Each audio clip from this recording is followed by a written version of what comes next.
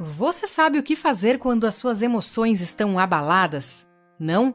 Então fica aqui comigo, pois nesse estudo bíblico vamos aprender um pouco sobre o que fazer quando somos abalados.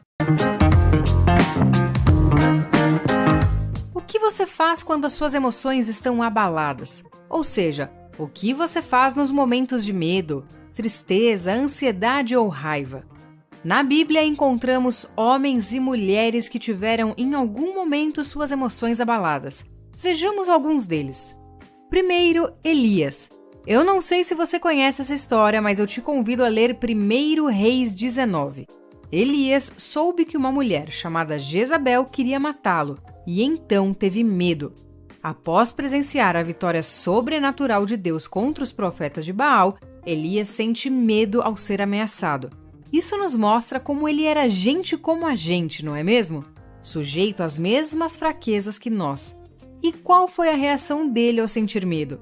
Elias fugiu. Ele quis ficar sozinho. E essa é uma grande tendência do ser humano em momentos que as emoções são abaladas. Queremos fugir de tudo e de todos. Elias dormiu. Quantos de nós, diante da tristeza, prefere dormir do que enfrentar a realidade? Um anjo do Senhor teve que acordá-lo 2 vezes. Depois disso, Elias, ainda com medo, foi se esconder em uma caverna. Ei, e você? Qual a caverna que você entrou com medo do seu chamado? Com medo do que vão pensar de você ou dos seus projetos e sonhos? O segundo homem é Jonas. Você pode conferir a história dele no livro com o seu nome. Deus dá uma missão para ele. Mas Jonas não queria realizá-la, pois tinha raiva do povo que Deus queria perdoar. Eles eram inimigos do povo de Deus e, aos olhos de Jonas, não mereciam misericórdia. O que ele fez quando Deus pediu algo contra sua vontade? Também fugiu. Ele foi para o sentido contrário à sua missão. Jonas. Mas é interessante pensar que, obviamente, fugir de Deus não é tão simples assim. Com certeza ele se sentia culpado e triste. E o que lemos na palavra de Deus? Que Jonas, em sua fuga, dormiu no navio. Mais um homem de Deus que foge e dorme. Mas eu quero que você saiba que dormir não é o problema. Dormir é bom e saudável, mas na medida certa. Jesus dormiu no barco, lembra? Mas a pergunta é, qual é o propósito desse sono? Tanto Jesus como Jonas dormiram em meio a uma tempestade. Os discípulos acordaram Jesus pedindo ajuda. Já no caso de Jonas, os marinheiros o acordaram para ele orar a Deus. Jesus repreendeu os discípulos por falta de fé ao ser acordado. Jonas, quando acorda, se declara adorador e reconhece que a culpa daquela tempestade é dele. Jesus acalma a tempestade com a sua autoridade. E Jonas teve que ser lançado no mar para a tempestade acalmar. Sabe qual é a diferença entre Jesus e esses 2 profetas? Jesus dormia para descansar.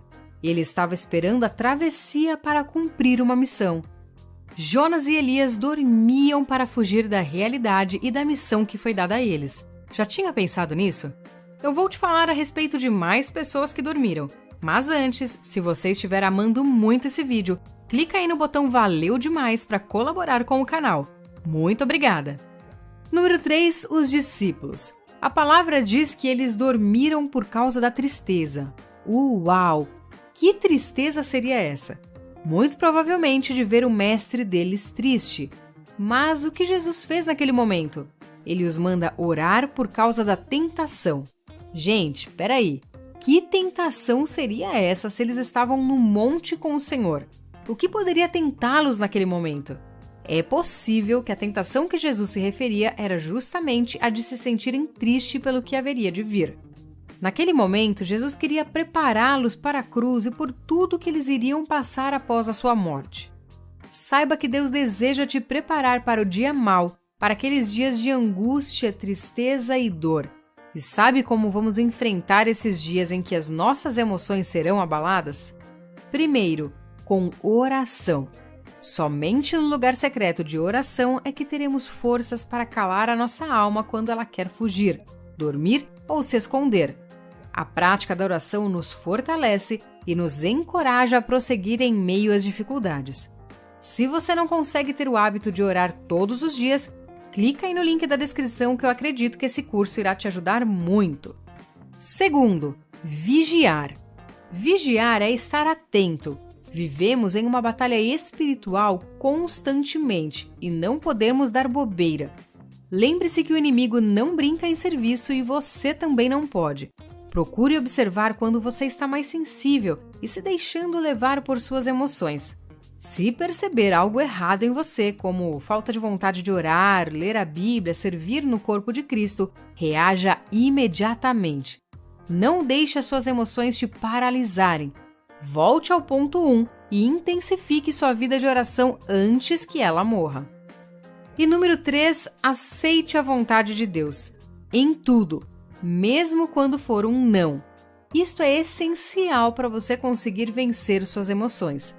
Pois mesmo quando você for contrariado por Deus, se você entende que essa é a vontade do Pai, você não irá mais fugir, não irá procrastinar ou algo assim.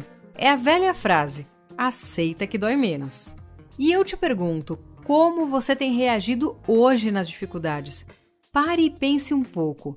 Você tem corrido para cavernas como Elias? Ou você tem se preparado como os 7.000 profetas que Deus separou para lutar ao lado de Elias? Você tem dormido nos navios da vida fugindo do que Deus tem para você? Ou dormindo rumo à sua missão, apenas descansando em Deus? Você tem dormido nos momentos em que deveria estar orando e vigiando? Ou você tem buscado ao Senhor, fortalecido seu espírito até suar sangue se necessário? Saiba que apenas com muita oração iremos conseguir vencer o dia mau que nos deixa abalados. Você precisa aprender a descansar como Jesus naquele barco. Salmo 125:1 diz: os que confiam no Senhor serão como o monte de Sião, que não se abala, mas permanece para sempre. Se você confia no Senhor, quando chegarem as dificuldades você continuará firme, sem ser abalado. Então busque essa confiança conhecendo Deus dia após dia através das práticas espirituais. Eu espero que esse vídeo tenha te ajudado. Se você gostou, não guarde para você, compartilhe com alguém. Um forte abraço e até a próxima!